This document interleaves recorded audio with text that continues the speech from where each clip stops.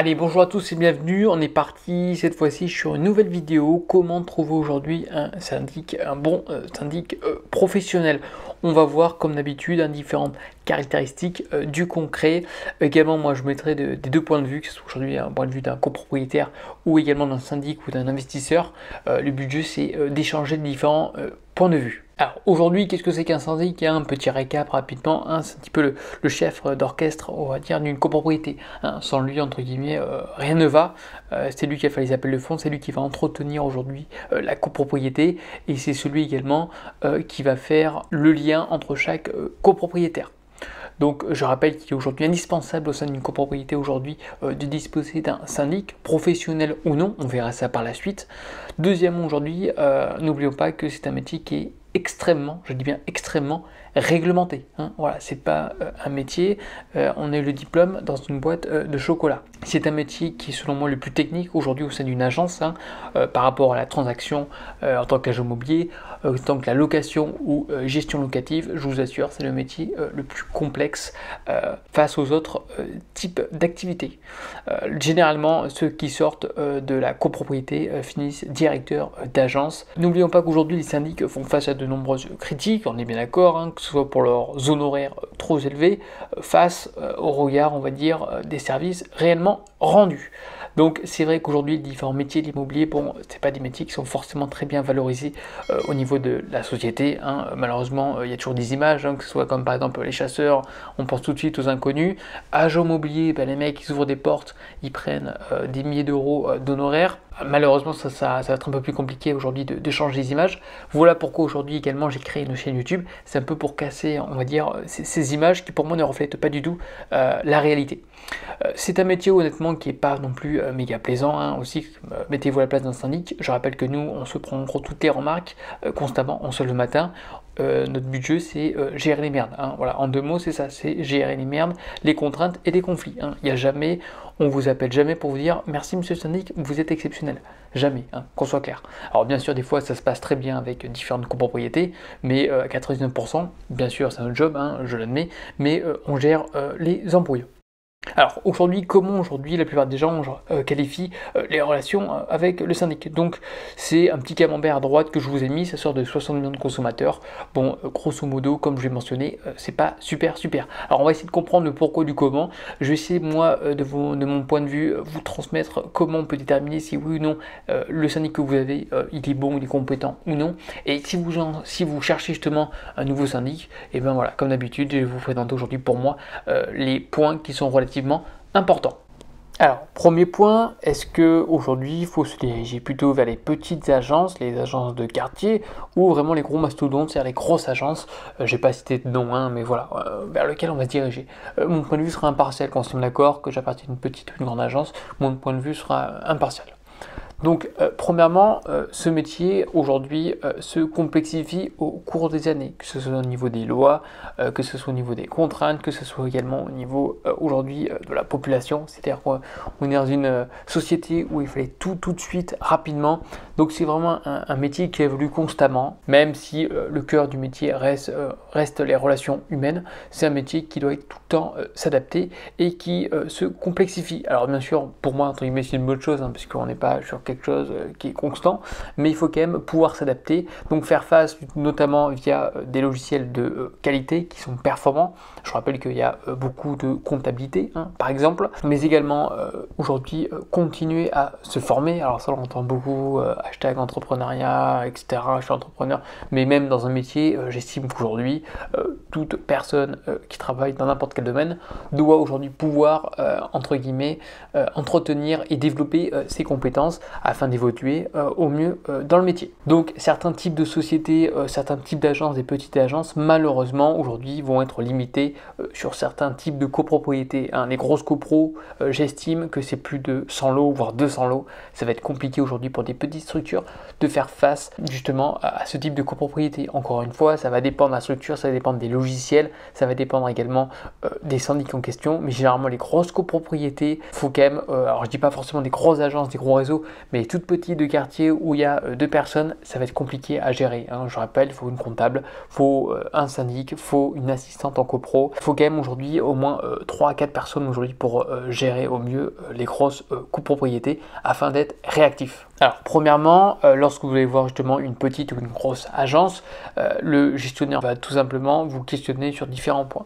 Premièrement, c'est être le nombre de lots, hein. Le nombre de lots, c'est-à-dire généralement le nombre d'appartements, hein, pour avoir un ordre d'idée au niveau de la taille de la copropriété.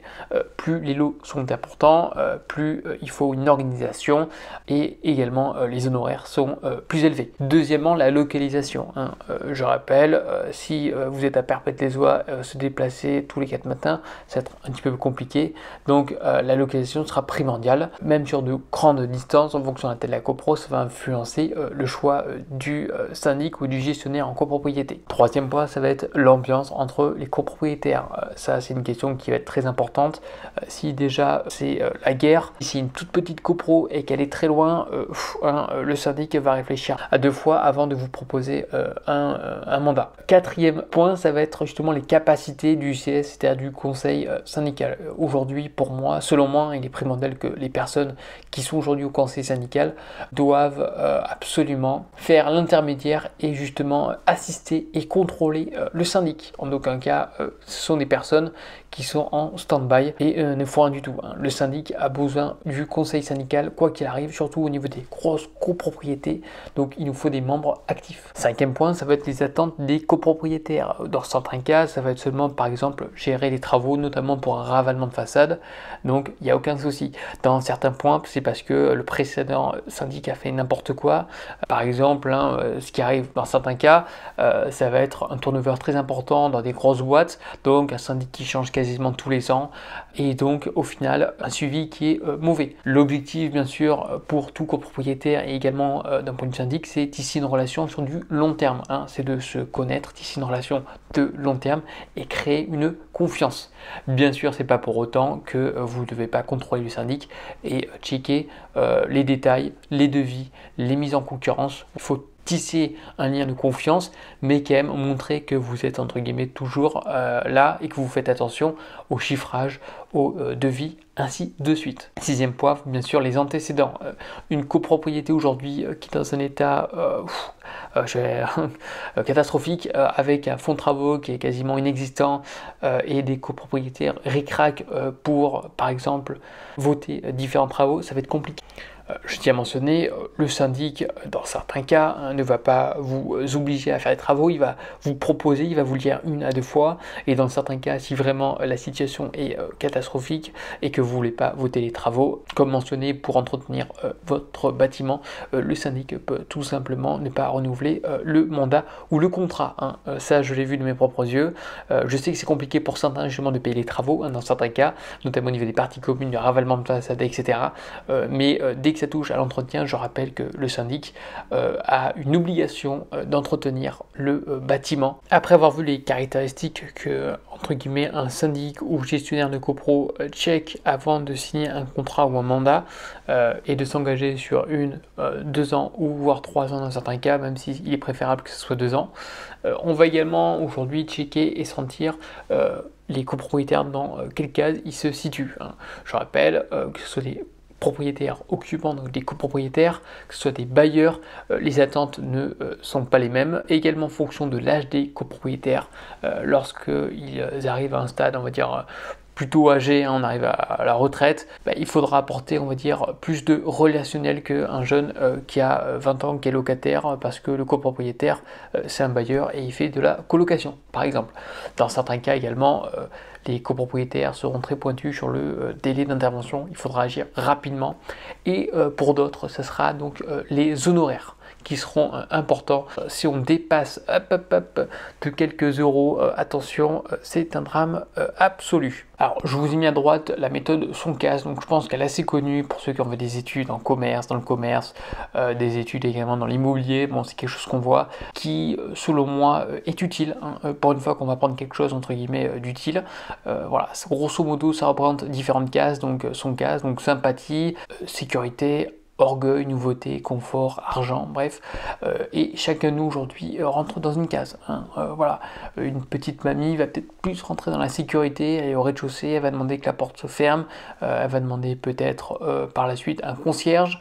Voilà, dans certains cas, c'est plutôt l'orgueil, par exemple quelqu'un qui a un appartement vue mer, il veut vraiment avoir une peinture, que tout soit propre, soit nickel, qu'on puisse vraiment dire waouh, qu'est-ce qu'elle est jolie cette copropriété. Bref, c'est deux, trois petits exemples. Aujourd'hui, j'estime que tout syndic ou toute personne qui travaille dans l'immobilier doit utiliser cette petite méthode pour un petit peu situer la personne en face. Je ferai également des vidéos sur tout ce qui est négoce, bref, chaque chose en son temps. Donc, comme je vous le mentionnais précédemment, j'aimerais surtout appuyer sur les honoraires. Il est vrai que dans certains cas, les honoraires syndics sont chers. Par contre, je tiens à vous mentionner, c'est pas parce qu'ils sont chers que sur du long terme, vous allez être perdant. Je m'explique, dans certains cas, certaines agences, les honoraires vont être plutôt faibles. Hein, donc on va dire, tiens, chouette, ils sont pas chers, hein, un petit peu à la Express, mais derrière, le suivi est mauvais. S'il y a des travaux, les mecs ne vont pas se faire chier parce que les honoraires sont faibles. Donc on va prendre les 3 premiers pimpins, fournisseurs ou artisans, afin d'effectuer les travaux. Bien sûr, les travaux seront beaucoup plus chers. Hein, donc le syndic ne va pas forcément chercher les pépites, hein, les petits artisans très bon rapport qualité-prix, donc vous allez payer cher. Et également faites attention au niveau des différents contrats et mandats de syndic, ils prennent notamment des parts plus importantes au niveau des travaux. Donc les honoraires, c'est pas parce qu'on vous mentionne un montant X à l'année que tout de suite, aïe aïe aïe, qu'est-ce qui se passe, hein. Certains syndics ont des réputations, ce n'est pas pour rien. On verra ça par la suite. Encore une fois, je fais une petite vidéo, là on va s'arrêter là.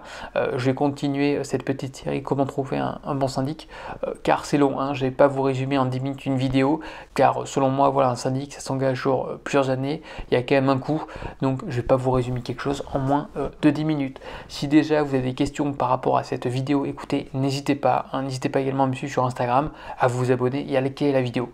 Je vais faire une petite partie 2, voire 3, voire 4 parties pour trouver, on va dire, le bon syndic. Sur ce, je vous souhaite une agréable journée, soirée ou matinée. Allez, bye bye.